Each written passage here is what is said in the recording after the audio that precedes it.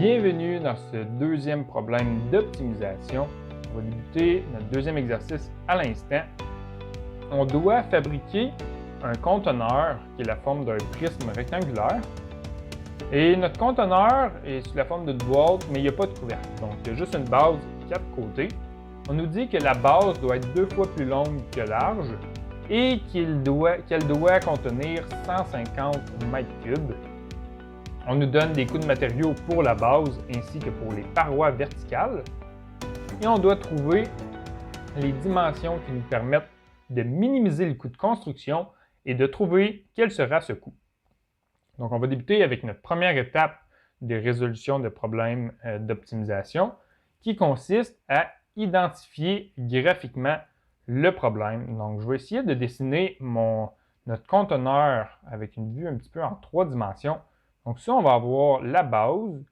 Ici, on va avoir la paroi verticale. Donc, on voit notre conteneur de côté comme ça ici. Là, j'ai la base. Donc, ça va ressembler un peu à ça ici. Donc, je vais identifier les côtés. On a un des côtés de la base qu'on va identifier X. L'autre côté qu'on va avoir, c'est Y. Et la hauteur, ça va être, on va l'appeler Z. Là, ensuite, une fois qu'on l'a représenté graphiquement, on va écrire les informations qu'on a dans le problème. Donc, premièrement, on nous dit que la base doit être 2 fois plus longue que large. Donc, ça ici, on sait qu'on nous dit que X doit être 2 fois plus grand que Y. Donc, X est égal à 2 fois Y. Donc, la dimension X va être 2 fois plus grande que la dimension Y. On nous dit ensuite que le conteneur doit contenir 150 m3. Donc, on va avoir un volume ici de 150 m3.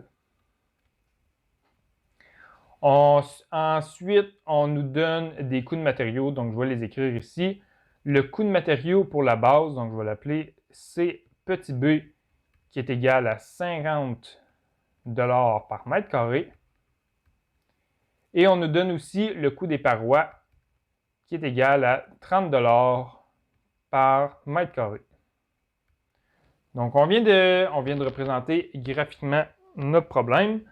On a également identifié toutes les informations qu'on nous donnait dans le problème. On va ensuite passer à l'étape 2 et on va écrire la fonction à optimiser. Donc, ce qu'on cherche à optimiser, c'est le coût de fabrication. On veut avoir le coût qui est le plus petit possible.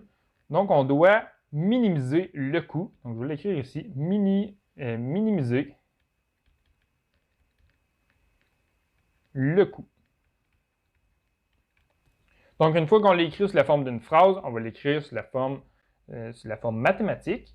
Donc, on va avoir le coût ici. Donc, on va l'appeler C. Et le coût va être donné, on peut le séparer le coût en 2 portions. Le coût de la base et le coût de la paroi. Donc, le coût de la base, ça va être le coût de la base ici, CB, multiplié par l'aire de la base, donc multiplié par AB,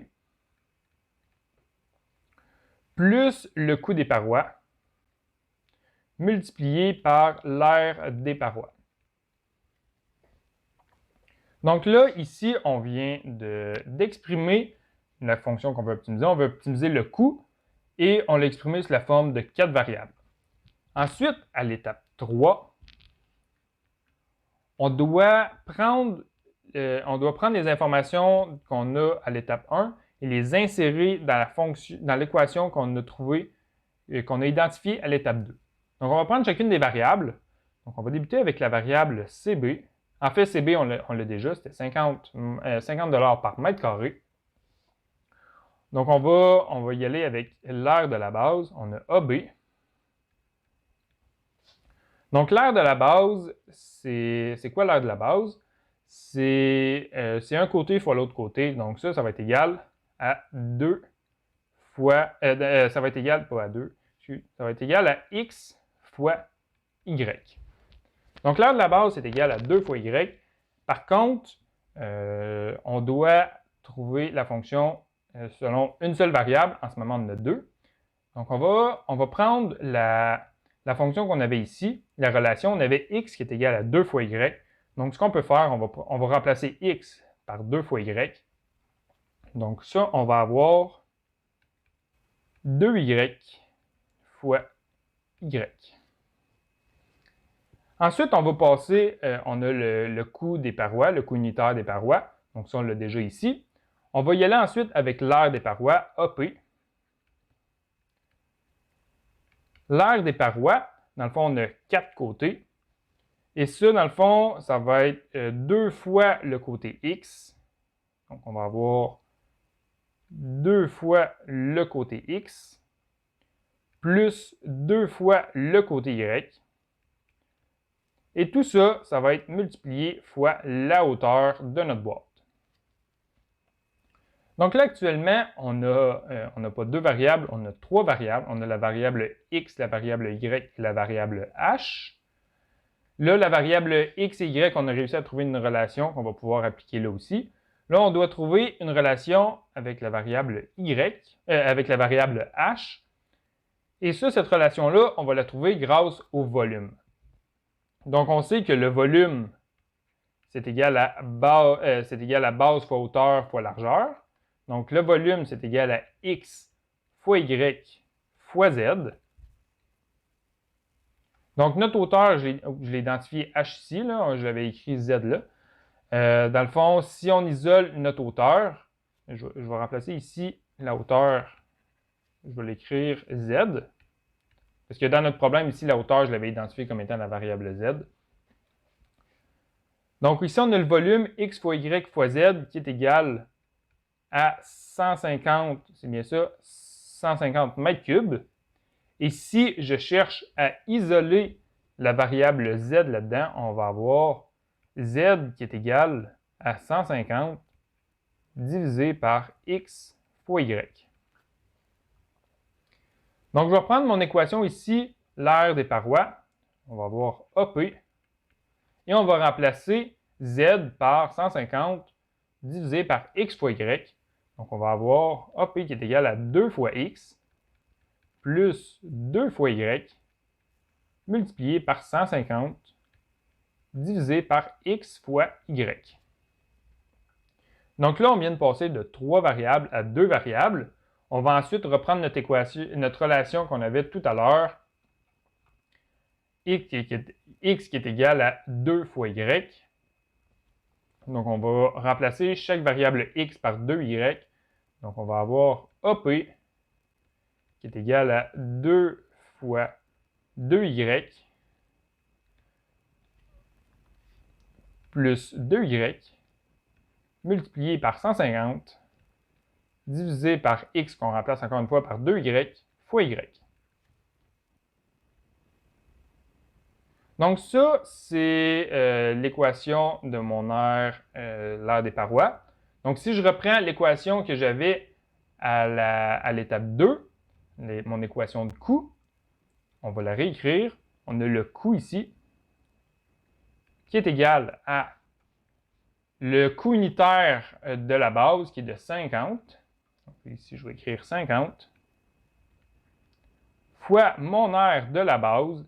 Mon aire de la base, on l'avait ici, c'est 2y fois y, plus mon coût unitaire des parois, qui était de 30, qu'on multiplie avec notre aire des parois. Donc, je vais prendre la relation qu'on avait ici.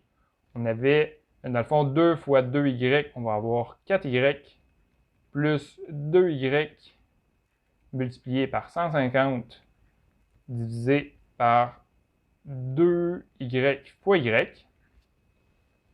Et ça, mon équation, quand on regarde, on a bel et bien juste une seule variable. Donc, si mon équation du coût ici, on a une seule variable dépendante, c'est la variable y. Ensuite, à l'étape, donc on peut, une fois qu'on a trouvé notre équation, notre fonction qui est dépendante d'une seule variable, on a terminé l'étape 3, on peut passer à l'étape 4. Donc, l'étape 4, première section, on doit trouver le domaine de la fonction. Donc, notre domaine, la domaine de la fonction, donc la domaine de notre fonction de coût, on doit trouver quelles sont les plus petites et les plus grandes variables, les plus grandes valeurs que la variable y peut prendre. Donc, on va regarder quelle est la plus petite dimension que la variable y peut prendre dans notre problème. Donc, quelle est la plus petite dimension que la variable y peut prendre? Ça va être la dimension 0. Donc, si on a une dimension 0, on peut avoir les dimensions x et z qui vont être très grandes afin d'avoir notre volume de 150 mètres cubes. Donc, on va avoir la variable 0, on va avoir la borne 0. Par contre, la borne 0 va être excluse. Pourquoi elle va être excluse? Parce que si la dimension y est égale à 0, bien on va avoir tout simplement aucun volume, base fois hauteur fois largeur. Si une des dimensions est égale à 0, le volume va être égal à 0. C'est pas ça qu'on veut. On va avoir une dimension, un volume de 150 mètres cubes. Donc, au minimum, la dimension y peut être très près de 0, mais elle ne peut pas équivaloir à 0. Et ensuite, la dimension maximum que ça peut prendre. Donc, on peut élargir la dimension, on peut élargir cette dimension-là très grande. Ça va faire en sorte qu'on va avoir la dimension x et z très petite pour avoir notre volume de 150 mètres cubes. Donc, si la borne supérieure, ça va être plus l'infini. Donc là, on vient de trouver le domaine. On doit ensuite trouver les points critiques de notre fonction. Donc, les points critiques, on les trouve avec la dérivée de la fonction. Donc, on veut trouver les points tels que la dérivée de notre fonction est égale à 0. Donc, premièrement, première étape qu'on va faire, on va calculer c'est quoi la dérivée de cette fonction-là. Donc, quelle est la dérivée de la fonction de coût? Si on dérive cette fonction-là ici, on va trouver la dérivée suivante. 200y moins 1350, 13 500 divisé par y au carré. Donc ça ici, si on résout cette équation-là et on cherche les zéros de cette équation-là, on va trouver y qui est égal à 4,07 mètres. Donc, une fois qu'on a trouvé notre point critique ici, y est égal à 4,07 mètres, on va trouver la nature de ce point critique-là. Donc, premièrement, on va calculer le coût en utilisant un y de 4,07. Mais on va aussi calculer le coût si on a une dimension qui correspond à nos intervalles du domaine. Donc, si on a un coût avec une dimension y qui est égale à 0 et le coût avec une dimension de y qui est égale à plus l'infini. Donc, pour le coût avec 0 et de plus l'infini, ça, on doit le trouver avec les limites puisque chacune des bornes sont excluses. Donc, on n'est pas en mesure de trouver un coût en utilisant ces valeurs y-là. Donc, on va utiliser les limites et en utilisant les limites, on trouve des coûts qui sont égales à l'infini de l'or. Et en utilisant un Y de 4,07 mètres, on trouve un coût de 4 973 $. Donc, si on a trouvé le coût, ça va être notre coût minimum. Donc, ça, ici, je vais l'écrire, ça, c'est notre minimum. Et si on veut donner les dimensions de notre boîte pour obtenir ce coût-là, on avait premièrement la dimension y qui est égale à 4,07 mètres. On va donner aussi les dimensions x et z. Donc la dimension x, on avait ici que x est égal à 2 fois la dimension y. Donc x, ça va être égal à 2 fois y. Donc ça va être égal à 8,14 mètres. Et Z, on va la trouver avec la relation qu'on avait déterminée, la relation ici, Z qui est égale à 150 divisé par X fois Y. Donc si Z qui est égal à 150 divisé par X fois Y, et on trouve une dimension de 4,53 mètres.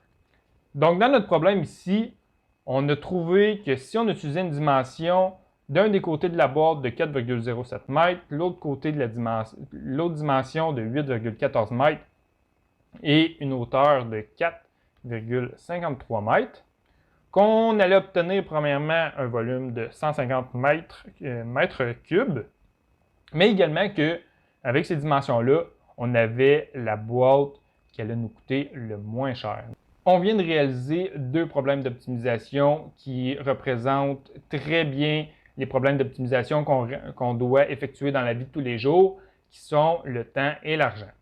Parce que dans la vie, ce qu'on cherche à optimiser, la majorité du temps, c'est le temps et l'argent. On vient de faire deux numéros à ce sujet-là. On vient d'apprendre à optimiser notre temps, premièrement, à trouver le trajet qui nous permettait d'arriver à notre point, à notre destination le plus rapidement possible. Et on a aussi réussi à dimensionner un objet, une boîte, pour que ça nous coûte le moins cher possible. Donc, c'est ce qui concerne les problèmes d'optimisation et on se revoit pour un prochain chapitre.